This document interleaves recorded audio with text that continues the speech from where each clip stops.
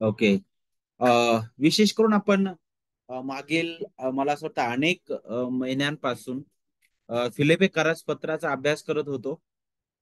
देवाच्या दयेने कृपेने तो प्रवास देवाने आशीर्वादित केला आणि आज आपण नवीन पत्र सुरुवात करत आहोत.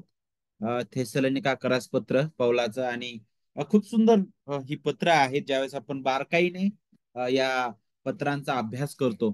तर आज विशेष करून आपण ज्यावेळेस या पत्राकडे पाहतो आणि या पत्राचा अभ्यास करतो तर अ, सगळ्यात अगोदर आपण आज त्याचा परिचय आपण अभ्यासणार आहोत आणि तो परिचय आपल्याला अध्याय 1 आणि वचन 1 देईल. आणि आज आपण या सायंकाळी या एका वचनावर आपण मनन करणार आहोत आणि त्यातून आपण थेसलोनिका करास पत्राबद्दलचे काही जे प्रश्न आहेत परिचयाबद्दल ते आपण त्याच्यातून सोडवण्याचा प्रयत्न करणार आहोत. विशेष करून ते वचन आपण सगळ्यात अगोदर वाचूया. पौलाचे थेसलोनिका करास पहिले पत्र अध्याय 1 आणि वचन 1. देव पित्याच्या ठाई व प्रभू येशू ख्रिस्ताच्या ठाई असलेली थेसलोनिकाकरांची मंडळी हिला पौल, सिल्वान व तिमथ्य यांच्याकडून देव आपला पिता व प्रभू येशू ख्रिस्त यांच्यापासून तुम्हाला कृपा व शांती असो.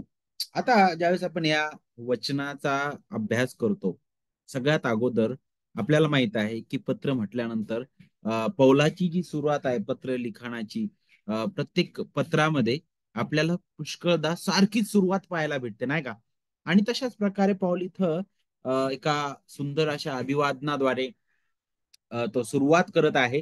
आणि हे एक वचन जे आहे आपल्या काही प्रश्नांची उत्तरं ते देईल. सगळ्यात अगोदर ज्यावेळेस आपण या पत्राबद्दल पाहतो तर आपल्या समोर हा प्रश्न उपस्थित व्हायला पाहिजे की हे पत्र कुणासाठी लिहिलेलं आहे. त्याचं उत्तर आपल्याला हे वचन देतं. कोणी लिहिलं त्याचं उत्तर आपल्याला हे वचन देतं. कोठून लिहिलेलं आहे त्याचं उत्तर सुद्धा जर आपण ज्यावेळेस त्याची पार्श्वभूमी पाहू त्यावेळेस आपल्याला भेटल.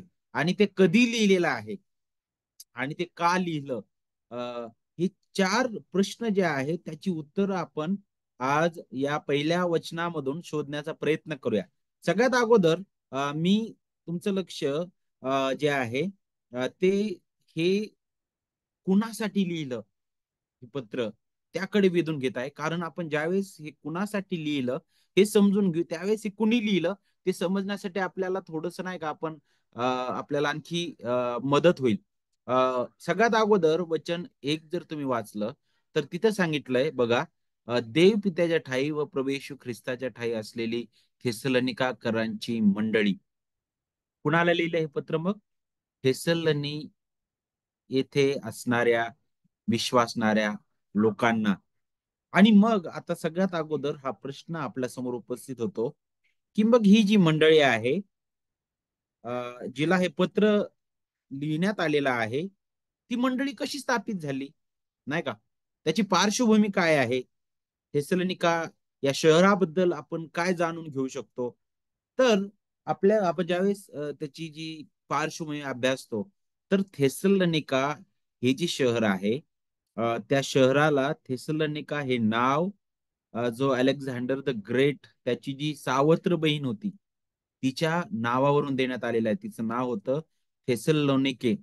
आणि आपल्याला पाहायला भेटतं की अलेक्झांडर द ग्रेट नंतर असं म्हटलं जातं की त्याचे जे राज्य विभागण्यात आले चार भागामध्ये त्याचं राज्य विभागलं गेलं आणि त्यातील एक राजा असावा जो आपल्याला पाहायला भेटतं ज्याने तिथं राज्य केलेलं आहे तो मासिदोनियाचा राजा होता. कॅसेंडर नावाचा त्याची ही पत्नी होती थेसलोनिको आणि थेसलोनिको. आणि आपल्याला पाहायला भेटतं की त्याने त्या त्या भागाचं नावकरण किंवा त्याची स्थापना ख्रिस्त आपल्याला पाहायला भेटतं इसवी सन जर आपण पाहिलं तर 315 मध्ये त्याने केलेले आहे. आणि विशेष करून आपल्याला पाहायला भेटतं की रोमन काळामध्ये थेसलोनिका हे जे नगर किंवा हे जे शहर आहे ते सगळ्यात नाही का मोठी वसाहत होती. ज्या प्रकारे आपण फिलिपी बद्दल पण शिकलेलो आहे की रोमी जे साम्राज्य होतं त्यामध्ये अशी काही प्रमुख ठिकाणं नेमण्यात आले होते, जिथं रोमी जे साम्राज्याचं जे प्रतिबिंब आहे ते पडेल, आणि त्यामधील अ, फिलिप्पे एक शहर होतं, आणि त्यासोबतच थेसलोनिका हे एक शहर होतं. का बरं सगळ्यात मोठी ती वसाहत होती? कारण जवळजवळ ते शहर असं जे होतं त्यावेळी, तिथं जवळजवळ 2 लाखाहून अधिक रहिवासी असणारं असं ते शहर होतं, ठिकाण होतं. आणि ते आपल्याला पाहायला भेटतं की त्या जणू काही ती प्रांतीय राजधानी ते असणारं शहर होतं. आणि आपल्याला पाहायला भेटतं की पौल तिथं कसा पोहोचला. जर आपल्याला ते समजून घ्यायचं आहे, तर आपल्याला प्रेषितांची कृत्य 16-17 अध्याय जो आहे तो समजून घ्यावा लागेल. जिथं डॉक्टर लूक जो आहे, त्याचा उलगडा देतो आपल्याला की पाऊल तिथपर्यंत कसा पोहोचलेला आहे. जर आपण 16व्या अध्यायामध्ये येतो, तर तिथं अगदी स्पष्ट रीतीने आपल्याला वचन 1 मध्ये आपल्याला तिथं अ, पाहायला भेटतं की तिथं जो आहे तो तिमोथी जो आहे तो त्याला तिथे येऊन भेटतो, नाही का. आणि पौल जो आहे त्याची दुसरी जी मिशनरी जर्नी आहे, त्याची जी जी सुवार्ता प्रसार फेरी आहे दुसरी, तिला तो सुरुवात करत आहे. आणि ज्यावेळेस आपण 15वा अध्यायापासून वाचतो शेवटच्या वचनामध्ये, तर या दुसऱ्या सुवार्ता प्रसाराच्या फेरीमध्ये ते अगोदरच बरेच जे शहर, बरेच नगर आपल्याला पाहायला भेटतं. तो फिरून आलेला आहे, बऱ्याच ठिकाणी मंडळी रोपण झालेलं आहे. आता दुसऱ्यांदा तो पुन्हा एक फॉलोअप साठी म्हणून तो निघालेला आहे. आणि यावेळी आपण पाहतो 15वा अध्याय वचन 40 मध्ये, की त्याने यावेळेस त्याच्यासोबत सिलाला पण घेतलेला आहे, ज्याला आपण या पत्रामध्ये सिल्वान म्हटलेला आहे बघा. आणि त्याला सुद्धा त्याने सोबत घेतलेला आहे. जो याच पुस्तकामध्ये आपण पाहतो की अ, त्याला त्याला एक संदेष्टा सुद्धा म्हटलेला आहे. आणि जी जी परिषद झाली यरुशलेमेमध्ये, जिथं मतभेद उपस्थित झाले होते मंडळीमध्ये पहिल्या यहुदी लोकांमध्ये. आणि तिथं मात्र बर्नबा, पौल, याकोब त्यांच्यासोबत हा सिलास पण होता बोलायला. आणि मग पुढे आपल्याला पाहायला भेटतं की ते पुढे गेलेले आहेत दर्बे, लुस्त्र, त्या ठिकाणी तिमोथी त्यांना भेटतो. आणि मग अशा प्रकारे ते पुढे जातात. आणि पुढे गेल्यानंतर आपल्याला पाहायला भेटतं की पौलाची इच्छा एका दुसऱ्याच भागात जाण्याची होते. त्याची इच्छा होती, जर आपण विशेष करून 6 वाचलं, प्रेषितांची कृत्य 16 अध्याय वचन जर 6 आपण वाचलं, तिथं आपल्याला पाहायला भेटतं की नंतर आशिया प्रांतात वचन सांगण्यास त्यांना पवित्र आत्म्याकडून प्रतिबंध झाला. त्याची इच्छा दुसरीकडे जाण्यासाठी होती. आणि म्हणून ते तिथं देवाच्या आत्म्याने त्यांना अडवलं. आणि आपल्याला पाहायला भेटतं की ते तिथं न जाता दुसरीकडे गलतिया भागामधून ते गेले. आणि मग ते मुसियापर्यंत आले. आणि तिथून आपल्याला पाहायला भेटतं, वचन 8 सांगतं, ते त्रोआस या ठिकाणी ते आलेले आहेत. आणि त्रोआसाला आल्यानंतर रात्री पौलाला एक दृष्टांत पडतो, जिथं मासिदुनियाचा एक व्यक्ती जो आहे तिथं उभा राहून त्याला विनंती करतो की इकडे तुम्ही मासिदुनियास येऊन आम्हाला तू सहाय्य कर. आणि अनेक अभ्यासक म्हणतात की कदाचित तो व्यक्ती कोण असायला पाहिजे, तर नक्कीच तो लूक असावा, नाही का. कारण लूक त्याला पुढं मासिदुनियामध्ये येऊन भेटतो, आपल्याला पाहायला भेटतो, नाही का. आणि ज्यावेळेस तो अशा प्रकारे म्हणतो, तर हे देवाकडून बोलावणं आहे, हे पाऊल समजतो. आणि मग तो अ, अगदी मासिदोनियास जाण्यास निघतो. आणि मासिदोनियास जाण्यास निघाल्यानंतर तिथं त्या भागातील पहिलं शहर जे आहे ते म्हणजे कोणतं? फिलिपे, ज्याच्याबद्दल आपण मागील महिन्यांमध्ये अभ्यास केलेला आहे. जिथं तो जातो तिथं तो सेवा करतो. आणि अगदी आपल्याला पाहायला भेटतं, पहिली जी बहीण आहे तिचं जीवन बदललं जातं, तिथं तो काही काळ राहतो. आणि मग एक तरुण जी मुलगी आहे, तिला त्या अशुद्ध आत्म्यापासून ख्रिस्ताच्या सामर्थ्याने ती स्वतंत्र होते, आपल्याला पाहायला भेटतं. आणि त्यावेळी पाऊल सिलास त्या कृत्यांमुळे त्यांना, तो जो धनी आहे त्या मुलीचा, त्यांना पकडतो, त्यांच्यावर तो आरोप करतो. आणि मग तिथं त्यांना फटके मारण्यात येते, जेलमध्ये टाकण्यात येतं, नाही का. आपल्या सगळ्याला माहित आहे ते. आणि तिथं जेलमध्ये असताना मध्यरात्री भूमिकंप येतो, सगळे दरवाजे उघडले जातात, त्यांचे साखळ दंड तुटले जातात. आणि तो जो नायक आहे, जेलर त्या ठिकाणचा, तो ह्या सगळ्या गोष्टी पाहून घाबरतो. आणि तिथं अद्भुत रीतीने पाऊल त्याला पुन्हा ख्रिस्ताची सुवार्ता, त्याचं महान सामर्थ्य दाखवतो. आणि अशा प्रकारे त्या जेलरचं पण जीवन बदलतं. आणि मग आपण जसे पुढे जातो, आपल्याला आणखी पुढे येत असताना आपल्याला पाहायला भेटतं की त्या जेलरचं जीवन बदलल्यानंतर दुसऱ्या दिवशी आपल्याला पाहायला भेटतं 17व्या अध्यायामध्ये. ते आता वचन 1 मध्ये पहा, ते आम्फिबुली व अपुल्लोनिया यांच्यामधून जाऊन थेसलोनिकास गेले. तिथून तो प्रवास सुरू होतो. आता तिथं आपल्याला पाहायला भेटतं की पाऊल निघालेला आहे. कदाचित त्याच्या अंगावरचे वण सुद्धा सुकलेले नाहीत, नाही का? कारण त्याने अगोदरच इथं फिलिपेमध्ये फटके खाल्लेत, नाही का?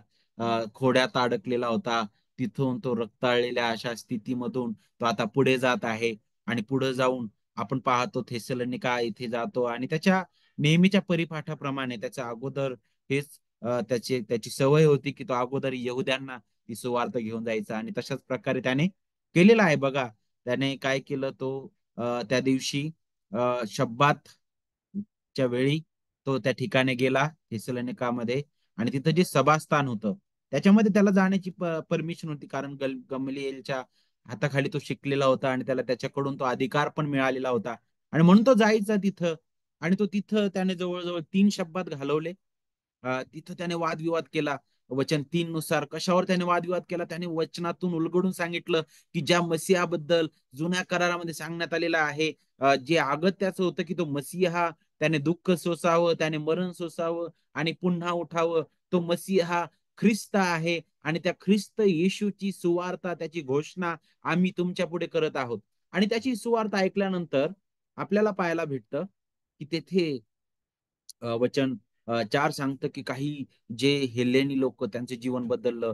त्याच्यासोबतच आपण पाहतो की काही यहुदी लोकांचं पण जीवन बदललेलं आहे. आणि मग त्यामध्ये बऱ्याचशा बहिणी पण होत्या.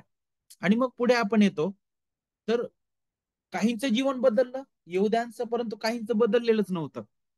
ते ते हेव्याने भरलेले आहेत. वचन 5 आपल्याला सांगतं प्रेषितांची कृत्य अध्याय 17 मध्ये.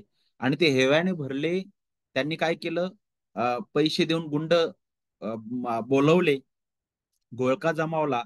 आणि पहा, तो जो यासोन नावाचा व्यक्ती होता यहुदी, ज्याचं जीवन बदलले, त्याच्या घरामध्ये ही मंडळी एकत्रित आलेली होती. पाऊल तिथे गेलेले होते, त्यांना समजलेलं आहे.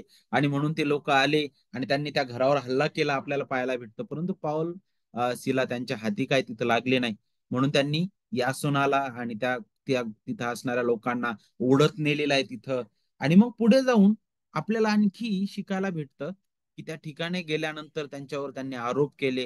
आणि या सगळ्या गोष्टी चालू असताना एकीकडे इकडं पौल, सिला आणि तिमोथी जे आहेत, आता त्यांना आपल्याला पाहायला भेटतं की पुढे बंधुजनांनी रातोरात तिथून बाहेर घालून दिलेला आहे. आणि ते तिथून बिरुया या ठिकाणी गेले. आणि बिरुया या ठिकाणी गेल्यानंतर त्यांना चांगला प्रतिसाद मिळालेला आहे. परंतु बिरुया हे जे ठिकाण होतं ते थिस्सलुनिकाच्या अगदी जवळ होतं. आणि म्हणून या लोकांना समजल्यामुळं हे लोक जे होते ज्यांनी इथं गोंधळ केलेला होता, ते यहुदी लोक आता बिरुया या ठिकाणी पण गेले. आणि तिथं सुद्धा त्यांनी अनेक लोकांना फितवलेलं आहे. आणि मग आपण पुढे येतो आणि आपल्याला शिकायला भेटतं की तिथून पौल जो आहे त्याला पौल अथेन या ठिकाणी जातो. आणि अथेन त्या ठिकाणी आपल्याला पाहायला भेटतं तो सुवार्तेची घोषणा करतो त्या ठिकाणी जाऊन. आणि त्याच्या नाही का सेवेचं फार सुंदर उदाहरण इथं सुद्धा आपल्याला पाहायला भेटतं की कशा प्रकारे त्याने त्यांच्यामध्ये घुसून त्यांना सुवार्ता गाजवलेली आहे. त्यांच्या ज्या वेद्या होत्या सगळ्या वेद्यांकडे पाहिलं आणि एका वेदीवर लावलेलं होतं अज्ञात देवाला, त्याने तेच उचललं आणि त्यामधून त्याने सुवार्ता सांगितली, नाही का, अद्भुत रीतीने. परंतु तिथे सुद्धा आपल्याला पाहायला भेटतो तो वाद घालत आहे. तिथं सुद्धा त्याला चांगल्या प्रकारे नक्कीच कुठंतरी त्याला प्रतिसाद पण मिळाला. परंतु त्यासोबतच तिथं सुद्धा त्याला त्रासाला सामोरं जावं लागलं. आणि मग आपल्याला पाहायला भेटतं की तिथून पुढे आपण पाहतो की ते अ, पाऊल जो आहे आणि सिला आणि तिमोथी ते आता सगळे गाव फिरत फिरत करिंथ ते तिथे जातात. परंतु पाऊलाच्या डोक्यामध्ये आता थेसलोनिका येथील मंडळी आहे. आणि आपल्याला पाहायला भेटतं की आपण पाहत आहोत की अशा प्रकारे थेसलोनिका येथे मंडळी स्थापित झालेली आहे, नाही का? त्यानुसार आपला जो प्रश्न आहे ना पहिला, की बाबा हे कुणासाठी लिहिलेलं होतं पत्र? तर अशा प्रकारे या या मंडळीसाठी पाऊल हे पत्र लिहित आहे. आता दुसरा प्रश्न याच्यातून आपल्याला उपस्थित होतो की हे पत्र जे आहे हे कोणी लिहिलेलं आहे. अगोदरच वचन एक आपल्याला सांग थिस्सलुनिकेकरास पत्र अध्याय 1 आणि वचन 1 मध्ये सांगितल्याप्रमाणे आणि अध्याय 2 आणि वचन 18 मध्ये सांगितल्याप्रमाणे पाऊल स्वतः म्हणतो की मी पाऊल जो आहे त्याने ते लिहिलेलं आहे. पाऊल म्हणतो की मी तुमच्याकडे पुन्हा येण्याची इच्छा धरली म्हणे, परंतु मला खूप अडखळण झाले, मी येऊ शकलो नाही. परंतु पौलाने काय केलं, ज्यावेळेस ते त्या ठिकाणाहून चालले होते त्यावेळेस त्याने तो जो तरुण तिमोथी होता नाही का, त्याने सांगितलं की तू थेसलोनिका येथे जा, तेथे तू राहा आणि त्या मंडळीबद्दलचा योग्य समाचार घेऊन तू पुन्हा ये. आणि मग आपल्याला त्याच्याबद्दल शिकायला भेटतं की तिमोथी जो आहे तो त्या मंडळीकडे जातो आणि तिथं तो काही काळ घालवतो आणि तिथं तो त्या मंडळीची अवस्था पाहतो की अरे कशा प्रकारे छळ बाहेरून येत आहे वेगवेगळ्या पद्धतीने नाही का. आणि एवढंच नाही तर मंडळीमध्ये भर पण पडत आहे. तरी मंडळी प्रभूमध्ये वाढत आहे. आणि एवढंच नाही त्या मंडळीचे काही प्रश्न होते, जसे की अरे मरणानंतर पुढं काय भवितव्य आहे. ख्रिस्त येणार येणार म्हटलेलं आहे, त्याचं येणं लवकर येणार हे आम्ही ऐकत आहोत, परंतु हे कधी शक्य आहे, कधी होणार आहे. आणि खरंच आम्हाला मरणानंतर आशा आहे का. आणि ह्या छळामध्ये आम्ही याच्यातून जात आहोत. आणि बरेच असे प्रश्न त्यांच्या समोर होते. एवढंच नाही तर रोमी साम्राज्यामध्ये आपल्याला पाहायला भेटतं की काही जे लैंगिक पातक त्याच्यामध्ये सुद्धा नाही का ते अगदी ती शहरं त्यांच्यासाठी ह्या सगळ्या सर्वसाधारण बाबी होत्या. आणि या सगळ्या गोष्टी पाऊल जो आहे तो या पत्रामध्ये हाताळत आहे. या पत्रामध्ये पाऊल हाताळण्याचा प्रयत्न करत आहे. विशेष करून या सगळ्या गोष्टी तिमोथ्याने जाणल्या, सगळ्या गोष्टी समजून घेतल्या. आणि मग तिमोथी जो आहे तो पुन्हा करिंथ येथे आलेला आहे. आणि करिंथ येथे आल्यानंतर तिमोथ्याने त्या मंडळीबद्दलचा सगळा वृत्तांत पौलाला सांगितला, आपल्याला पाहायला भेटतं. आणि मग पौलाने ज्यावेळेस त्या मंडळीबद्दल ऐकलं, पौलाला एक गोष्टीचं वाईट वाटलं. का बरं? कारण तो जास्त काळ त्या मंडळी सोबत नव्हता, अगदी गेलेला आहे. अ, आपल्याला हे वचन सांगतं की फक्त 3 शब्दात तो त्या ठिकाणी होता आणि नंतर त्याला जावं लागलं. म्हणजे कमीत कमी फक्त काही अभ्यासक म्हणतात की 4 आठवडेच त्या ठिकाणी तो होता. आणि अगदी त्या इतक्या छोट्या त्या काळामध्ये देवाने अद्भुत रीतीने तिथं मंडळी रोपण केली नाही का. आणि मग त्याची इच्छा होती की मी अधिक वेळ त्यांच्यामध्ये घालवावा, त्यांना अधिक प्रभूमध्ये मी स्थिर करावं, परंतु ते करू शकला नाही. त्याने त्याच्यासाठी तिमोथ्याला पाठवलं. आणि तिमोथी आता पुन्हा तो वृत्तांत घेऊन त्याच्याकडे आलेला आहे. आणि तो आल्यानंतर पाऊल आता त्याच उत्साहाने त्या आनंदाने थेसलोनिका येथील मंडळीला हे पत्र जे आहे तो लिहित आहे. आणि विशेष करून या पत्राबद्दल आपण शिकत असताना अनेक महत्वाच्या गोष्टी आपल्याला एक वचन जे आहे ते आपल्याला शिकवेल. जणू का या पत्राचा पाया रचणार हे वचन आहे. आणि ज्यावेळेस आपण पाहतो की तो ज्यावेळेस हे पत्र त्यांना लिहित आहे तर आपल्याला पाहायला भेटतं की त्या सर्व एकतर तो त्यांना धीर देत आहे, कारण ती मंडळी त्रासातून जात असताना प्रभूमध्ये स्थिर उभी होती, ती पुढे आणि पुढे चाललेली आहे.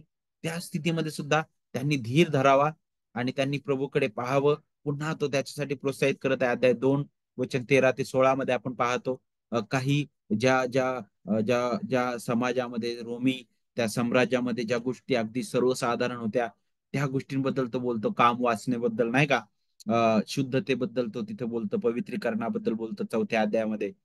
पुढे त्या लोकांचे जे प्रश्न होते की मृत्यूनंतर विश्वासणाऱ्यांचं काय होणार आहे, ख्रिस्ताचं आगमन कधी होणार आहे, कसं होणार आहे नाही का. अगदी हे ख्रिस्ताचं आगमन आणि हे जे युगांत परिज्ञान भविष्याबद्दलचं जी गोष्ट आहे ती सर्व तो पहिले थेसलोनिका करासपत्र आणि दुसरे थेसलोनिका करासपत्र यामध्ये तो काय करत आहे, हाताळत आहे.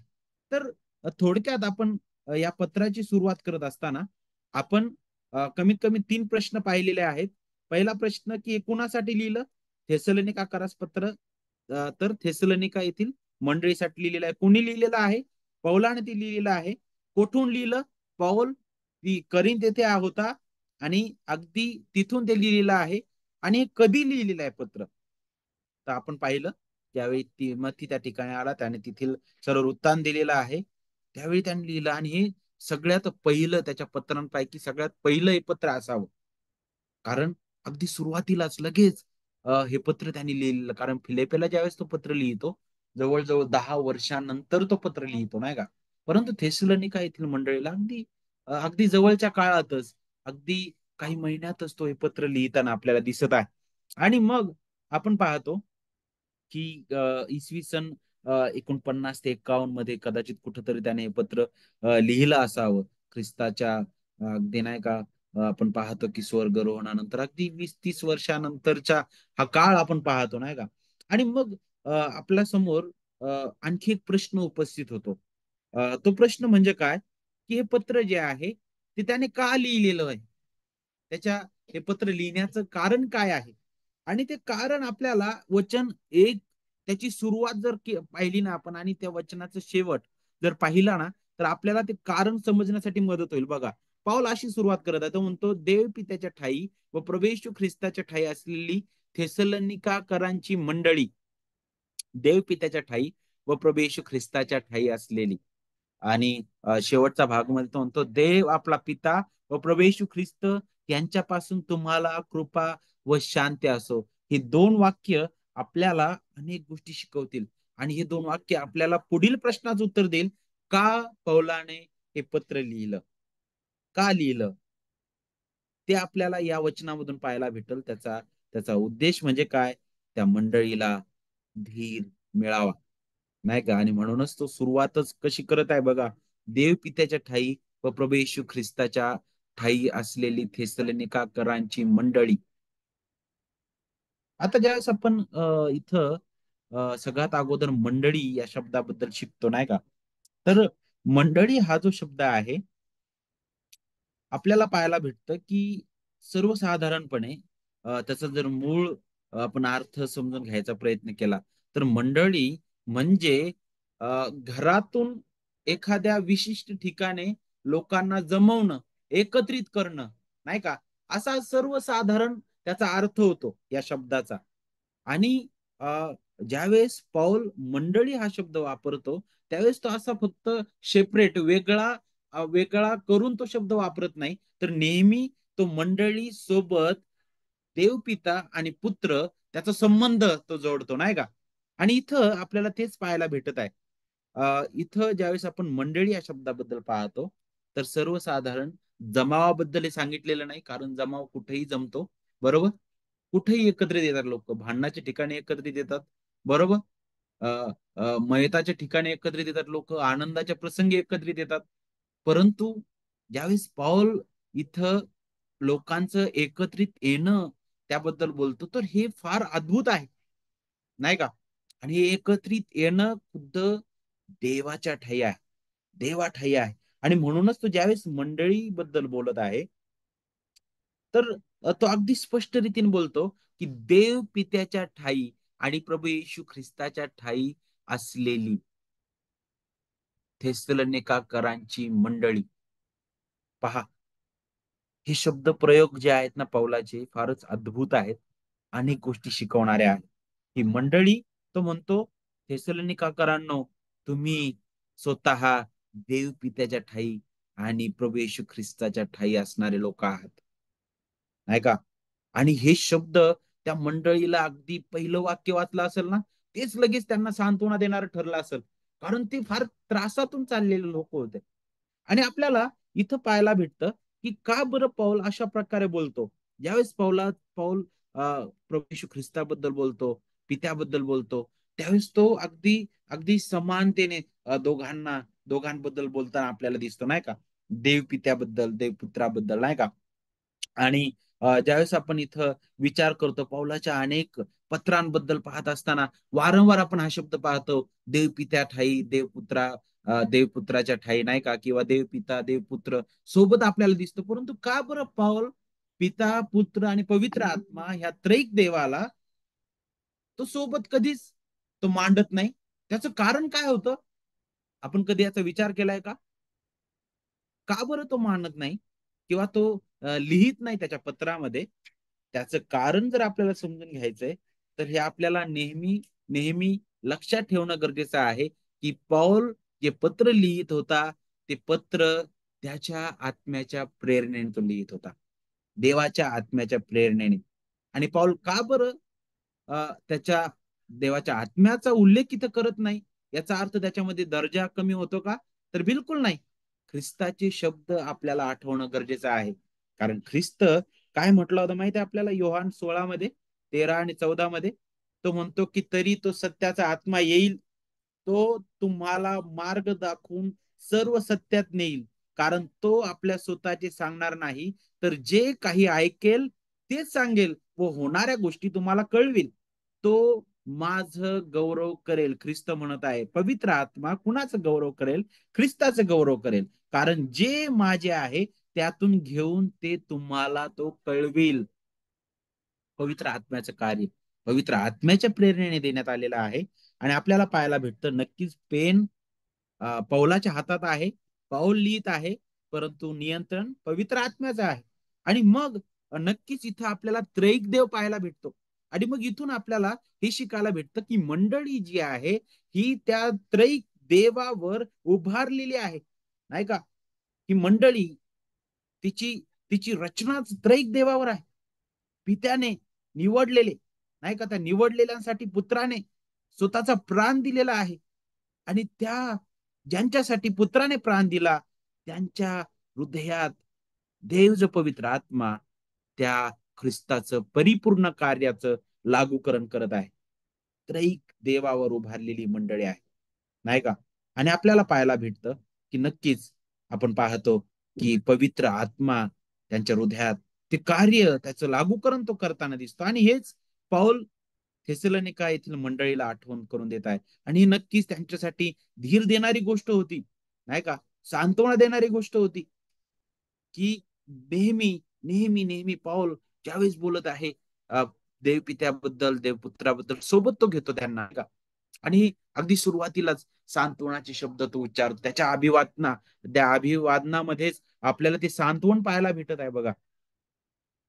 आता आपल्याला पुढे ज्यावेळेस आपण या वाक्याबद्दल पाहतो, देव पित्याच्या ठाई व प्रभू येशू ख्रिस्ताच्या ठाई, असं तो का म्हणतो, नाही का पाऊल? तो नेहमी दोघांबद्दल विचार करत असताना तो नेहमी समानतेमध्ये दोघांचा उच्चार करतो. अगदी एका श्वासात देव पिता आणि देवपुत्र अशा प्रकारे तो मांडताना दिसतो, नाही का? आणि आपल्याला पाहायला भेटतं की यातून खऱ्या रीतीने आपल्याला त्यांच्यातील संबंध पाहायला भेटतो. त्रैक्यामधील ऐक्य आपल्याला शिकायला भेटतं. आणि आपल्याला त्यासोबतच आपण पाहतो की त्याचं जे परिपूर्ण कार्य आहे त्याची आपल्याला आठवण होते ज्यावेळेस तो देव पिता म्हणतो, नाही का? तो देव पिता म्हणून इथं अगदी सुरुवातीलाच बोलत आहे देव पित्याच्या ठाई. तो जो गौरवी महान निर्माण करता, जो अनादी कालापासून अनंत कालापर्यंत तो देव आहे, त्रैक्यामधील तो पहिला व्यक्ती, त्याला इथं पाऊल पिता म्हणत आहे. कारण तो महान, प्रेमळ, सार्वभौम निर्माण करताय. ख्रिस्त तो पण निर्माण करताय, पवित्र आत्मा देखील निर्माण करताय. परंतु तारणाच्या कार्यामध्ये त्रैक देव ऐक्याने कार्य करताना दिसत आहे. आणि ते स्वतःहून स्वइच्छेने एकमेकांच्या अधीन होऊन कार्य करताना आपल्याला दिसत आहे. पित्याने तारणाची योजना केलेली आहे. पित्याने त्याच्या प्रिय पुत्राठाई, त्याच्या प्रिय पुत्रासाठी, त्याच्या कृपेने काहींना निवडून ठेवलेला आहे जगाच्या स्थापनेपूर्वी. त्यांच्यासाठी पुत्र योग्य वेळी आला. त्याने त्याच त्याच्या लोकांसाठी आपला प्राण दिला वधस्तंभावर. तो मृत्यू पावलेला आहे. आणि आपल्याला पाहायला भेटतं की तो तिसऱ्या दिवशी पुन्हा उठलेला आहे. ज्यावेळेस इथं पॉल म्हणतो की देव पिता, त्यावेळेस आपल्याला हे समजणं गरजेचं आहे की पॉल त्याचं जे जे जे पितृत्व आहे देवाचं ते दाखवत आहे की तो पित्याप्रमाणे आपल्याला आहे. ख्रिस्तामध्ये तो आपला पिता झालेला आहे. तो तुमची काळजी घेतो, नाही का? तुमच्या गरजा त्याला माहित आहेत. तो तुम्हाला उचलून धरतो, तो तुम्हाला धीर देईल, तो तुम्हाला बांधून ठेवेल, कारण त्यानेच तुम्हाला निवडलेला आहे. त्याची कृपा त्याने पुरवलेली आहे. त्याने ही निवड त्याच्या प्रिय पुत्रा ठाई केलेली आहे. आणि आपल्याला पाहायला भेटतं तो ख्रिस्ताचा पिता आपला पिता झालेला आहे ख्रिस्तामध्ये. आणि आपल्याला पाहायला भेटतं की तोच पिता योग्य वेळी त्याच्या पुत्राकडे तो आकर्षित करून घेतो. आणि तो अशा प्रकारे तो एकत्रित करत आहे. आणि तशाच प्रकारे ती मंडळी ती उभी राहताना आपल्याला दिसते. आणि पौल थेसलोनिकाकरांना तेच म्हणत आहेत की तुम्ही त्या पित्याद्वारे आकर्षित केलेले आहात, त्याचे लोक तुम्ही झालेले आहात. आणि हे कसं झालं बरं? ख्रिस्तामध्ये तो रोपतो. आणि ज्यांना त्या पित्याने रोपलेला आहे ख्रिस्तामध्ये, त्यांना कोणीच उखडू शकणार नाही, त्यांना कोणीच छाटू शकणार नाही, त्यांना उपटू शकणार नाही, नाही का? तो रोपणारा आहे. आणि एवढंच नाही, तर तो राखण करणारा सुद्धा आहे. कारण प्रभू येशू ख्रिस्त योहान 15 मध्ये काय म्हणतो? पिता जो आहे तो काय म्हणे? माळी आहे म्हणे, आहे का? तो त्या द्राक्ष माळ्याची राखण करतो, त्यांना छाटतो, तो तो जतन करतो, नाही का? आणि पुढे काय सांगितलंय? इथं देवपिता ठाई, आणि पुढे प्रभू येशू ख्रिस्ताच्या ठाई. आता ख्रिस्ताच्या ठाई ज्यावेळेस आपण पाहतो, तर पुढे आपल्याला हे वचन जे आहे त्या सर्व गोष्टींचा स्रोत दाखवतं. ख्रिस्त गौरवी प्रभू आहे. इथं 3 शब्द वापरलेत बघा. प्रभू येशू ख्रिस्त.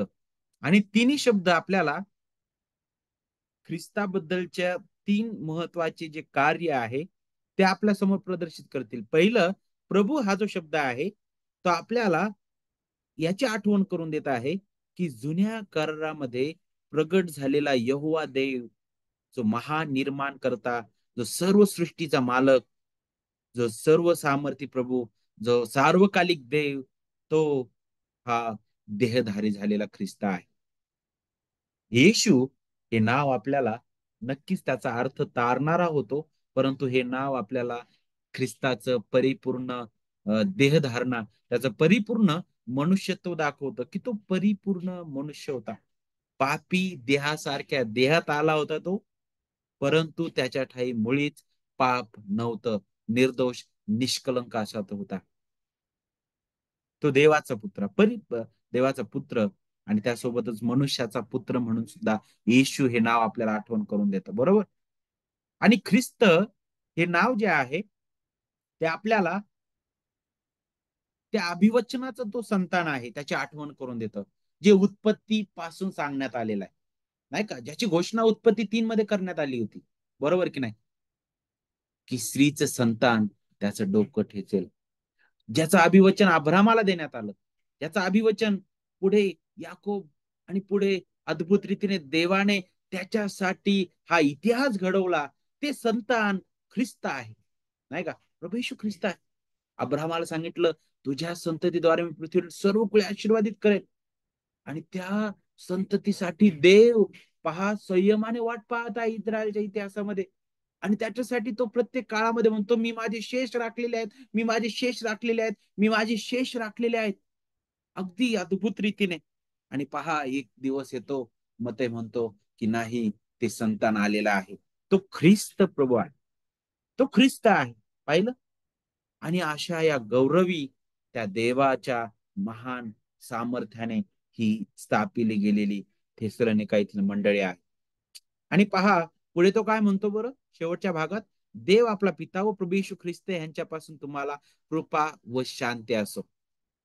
किती अद्भुत आहे बघा. पुन्हा तेच संबंध तो दाखवत आहे त्रैक्यातील. देव आपला पिता, तो आपला पिता झालेला आहे.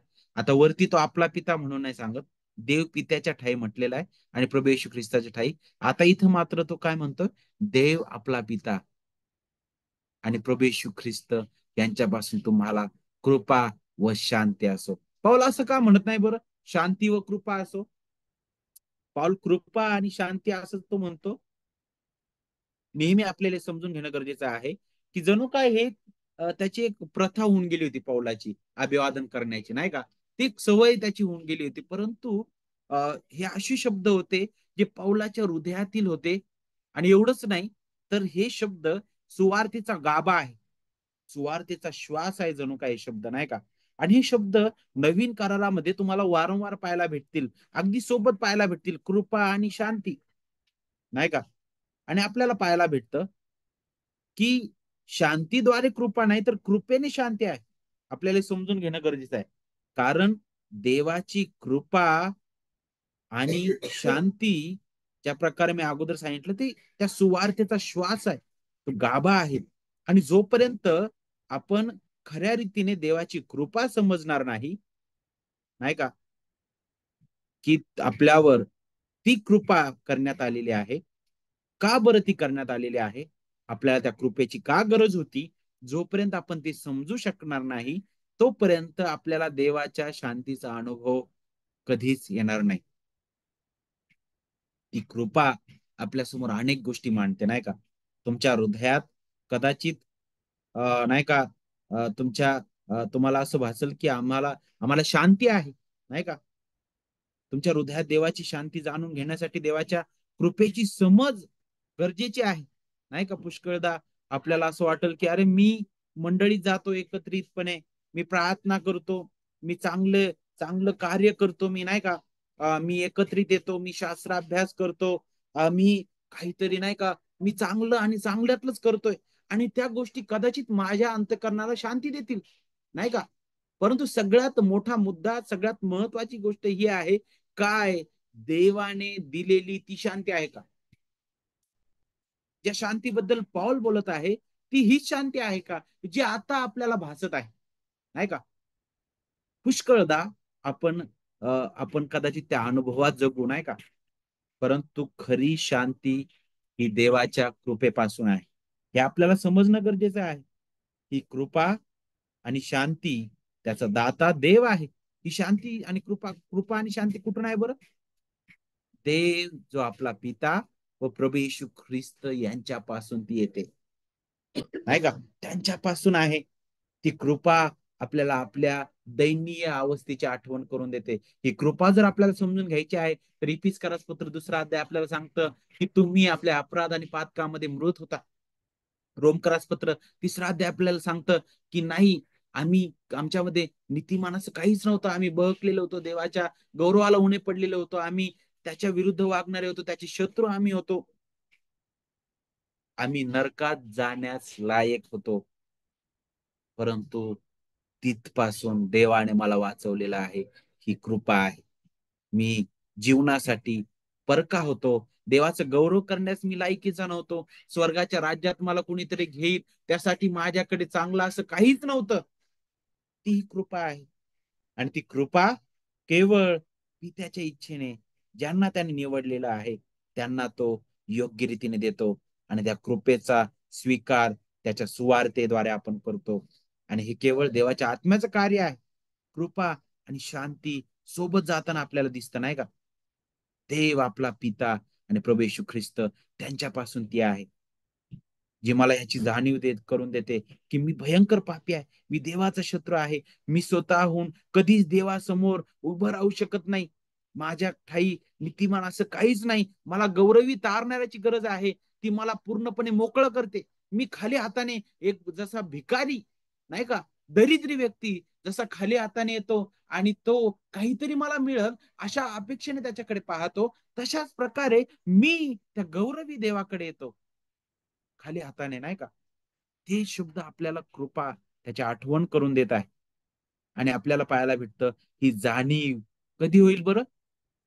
ज्यावेळी त्याची सुवार्थ समजण्यासाठी त्याचा आत्मा आपल्या हृदयात कार्य करेल, नाही का? त्याचा आत्मा आपल्या हृदयात ते कार्य करतो, आपल्याला तो सगळ्यात अगोदर नवीन जन्म देतो, आपल्याला तो उठवतो, आपल्याला त्या सुवार्तेद्वारे आपल्या पापाबद्दल खात्री करून देतो की तू किती भयंकर पापी आहेस, देव महान नीतिमान आहे, आणि त्या नीतिमान देवासमोर तू उभं राहू शकत नाहीस. तुला जर उभं राहायचं आहे तर तुला महान नीतिमत्वाची गरज आहे, आणि ते नीतिमत्व केवळ ख्रिस्त आहे. त्याने ते नीतिमत्व त्याच्या परिपूर्ण कार्याद्वारे तुझ्यासाठी बहाल केलेलं आहे. ते जर स्वीकारायचं आहे, तुला पश्चाताप करावा लागेल. हे घे पश्चाताप, हे दान. आणि तो व्यक्ती पश्चाताप करतो, त्याला तारणाऱ्याची गरज समजते, आणि त्याचा परिणाम काय होतो माहितीये? आपलं जे तुटलेलं नातं आहे देवासोबतच, ते जोडलं जातं. त्याला शांती म्हटलेलं आहे. आता देव आणि मी शत्रू नाही. आता तो देव जो अगोदर माझा शत्रू होता, तो आता ख्रिस्ताने परिपूर्ण जे कार्य केलं त्याच्याद्वारे त्याचा क्रोध शमविला गेलेला आहे. ख्रिस्त माझ्यासाठी त्याचा शत्रू झाला. आणि आपल्याला पाहायला भेटतं की त्याच्या महान, अद्भुत, परिपूर्ण कार्याद्वारे आता तोच देव माझा पिता झालेला आहे. आणि ही बाब मला शांती या शब्दापासून भेटते, नाही का? आपल्या हृदयात ती खात्री उत्पन्न करणारा तो शब्द आहे. आणि हा खात्री देवाचा आत्मा उत्पन्न करतो. आणि केवळ देवाच्या कृपेने आहे की तो महान सृष्टीकर्ता देव, निर्माण करता प्रभू माझा पिता झालेला आहे. आणि पहा, आता मी ख्रिस्तामध्ये त्याच्या सहवारीस असं झालेलो आहे. आणि कसं झालं बरं? केवळ कृपेने झालेलो आहे. आणि पाऊल थेसलोनिका करास विशेष करून थेसलोनिका येथील विश्वासणाऱ्यांना त्याचीच आठवण करून देत आहे की नाही, तुम्ही पित्याच्या ठाई आणि प्रभू येशू ख्रिस्ताच्या ठाई बांधल्या गेलेल्या आहात. तुम्ही त्याच्यापासून तुम्हाला कृपा आणि शांती ही मिळालेली आहे. आणि नित्य तो त्याचीच आठवण करून देत आहे. आणि म्हणून देवाच्या प्रियलेकरांनो, जरी ती मंडळी भयंकर त्रासातून चाललेली होती, वेगवेगळ्या प्रसंगाला सामोरं ती चाललेली होती, परंतु तरी सुद्धा आपल्याला इथं हे शिकायला भेटत आहे की ती मंडळी देवपित्या ठाई आणि पुत्रा ठाई बांधल्या गेलेली आहे. आणि म्हणून तिला कोणीच उपटू शकणार नाही, उखडू शकणार नाही. कोणतेही वादळ आलं तरी ती मंडळी स्थिर राहणार आहे. कारण तिला धरून ठेवणार हे त्रैक्य आहे. त्रैक देव त्याच्या मंडळीचं रक्षण करणार आहे. आणि म्हणून त्याद्वारे पाऊल जो आहे त्यांना अभिवादन करतो. आणि त्याद्वारे तो या पत्राची सुरुवात करत आहे. आणि म्हणून देवबाप करो आपल्याला हे सर्व काही योग्य रीतीने समजण्यास सहाय्य करो. आणि विशेष करून जर अजूनपर्यंत आपल्याला देवाची कृपा आणि शांती समजलेली नसेल, तर ही त्याने दिलेली वेळ आहे. या आपण त्याच्या ठाई येऊ, त्याच्या जवळ येऊया, नतमस्तक होऊया, आपल्या आपल्या घाणेरड्या अशा अवस्थेकडे पाहूया. आणि तो गौरवी ख्रिस्त त्याने केलेलं जे परिपूर्ण कार्य आहे त्याचं मनन आपण करूया. पश्चातापी हृदयाने त्या ख्रिस्तावर विश्वास ठेवूया आणि त्याच्या हाती आपण पडूया. पहा, त्याद्वारे आपल्या हृदयात एक अद्भुत शांती येईल. ती शांती देव पित्याकडून आणि पुत्राकडून आहे. आणि त्या शांतीचं लागूकरण त्याचा आत्मा आपल्या हृदयात करतो. देवबाप करो त्याच्या सुवार्तेने आपल्या हृदयाला पुन्हा प्रफुल्लित करो आणि अधिक त्याच्याकडे पाहण्यास तू शिकव. आपण यावेळेस थांबूया आणि पुढील वेळ बाबांच्या हाती देतो.